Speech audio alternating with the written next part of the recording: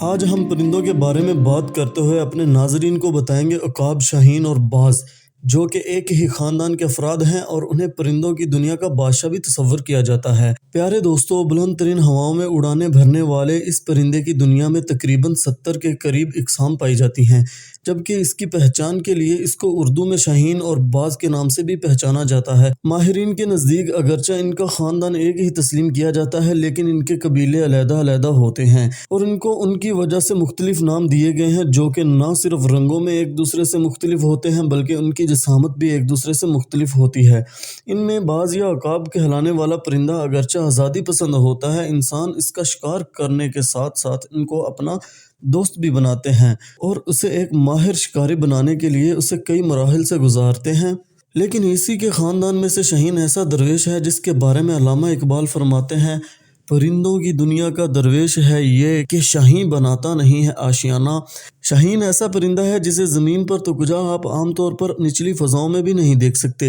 اگر یہ کہا جائے تو بے جا نہ ہوگا کہ شاہین پرندوں کی دنیا میں ایک جادوئی کردار کا مالک تصور کیا جاتا ہے، جس کے بارے میں ماہرین کا تصور پایا جاتا ہے کہ شاہین کئی روز تک اپنی پرواز جاری رکھتا ہے، جبکہ اسی دوران یہ اڑنے والے پرندوں کا شکار کر کے اپنی پیٹ پوجا کرتا ہے۔ شاہین کے بارے میں یہ بھی مشہور ہے کہ وہ اپنا گھونسلہ بنانے کا تکلف بالکل نہیں کرتا، بلکہ ایسا مانا جاتا ہے کہ وہ اسی کام کے لیے پہاڑوں کی بلند ترین چوٹیوں کا انتخاب کرتا ہے۔ پاکستان میں یہ عام طور پر شمالی علاقہ جات اور کشمیر کے کچھ علاقوں میں پائے جاتے ہیں۔ اس کی قیمت لاکھوں میں ہوتی ہے اور اس کو پالنے کے لیے حکومت کی طرف سے لائسنس کی ضرورت پڑتی ہے۔ اگر آپ کے پاس لائسنس نہ ہوگا تو آپ کو سزا کے طور پر جیل کی ہوا کھانی پڑ سکتی ہے۔ جنگلی عقاب۔ پیارے دوستو، عقاب یا باز کی ایک نسل وہ بھی ہے جس کو جنگلی عقاب بھی کہا جاتا ہے۔ اس کا رنگ مکمل طور پر کالا ہوتا ہے اور گردن کے بال سفید ہوتے ہیں، جو کہ اس کے جلال میں اضافے کا سبب بنتے ہیں۔ اس کے علاوہ اس کی دم کے بال بھی چمکدار اور سفید ہوتے ہیں۔ یہ جنگلات میں ہی رہتا ہے اور اس کی نسل کے یا اس کے بچے شکاریوں کے ہتھے چڑھ جاتے ہیں، جن کو شکاری پالنے اور شکار سکھانے کے بعد فروخت کر دیتے ہیں۔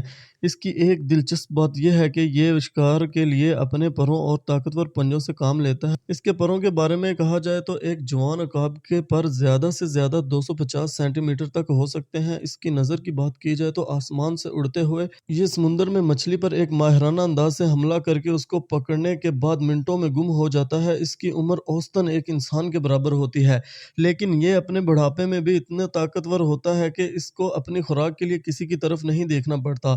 اگر اس کی ذہانت کی بات کی جائے تو اگر اس کو کچھوا کھانا ہو تو یہ اسے اٹھا کر بلندیوں سے نیچے پھینکتا ہے اور اسے توڑ کر اپنی خوراک بنا لیتا ہے۔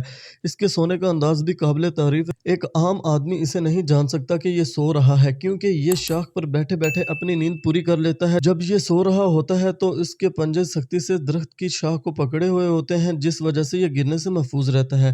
اگر اس کے وزن کی بات کی جائے تو ایک نر عقاب کے مقابلے میں مادہ عقاب کا وزن زیادہ ہوتا ہے۔ اس کی ایک نسل کو مارشل عقاب کے نام سے بھی جانا جاتا ہے، جو کہ نہ صرف ایک ماہر شکاری ہوتا ہے بلکہ ایک طویل وقت تک ہوا میں پنکھ پھیلائے پرواز کرنے کی صلاحیت رکھتا ہے۔ اس کی یہ انفرادیت بھی قابل توجہ ہے کہ یہ بنیادی طور پر 5 رنگوں میں تمیز کر سکتا ہے، جبکہ اور کسی بھی جانور یا پرندے میں یہ کمال حاصل نہیں ہے۔ ناظرین، امید کرتا ہوں آپ کو یہ انفارمیشن بہت اچھی لگی ہوگی۔ مزید ویڈیو کے لیے چینل کو سبسکرائب کریں۔ شکریہ۔ آج کے لیے بس اتنا ہی۔ اپنا خیال رکھیے گا، اپنے اس چینل کا بھی۔ اللہ حافظ۔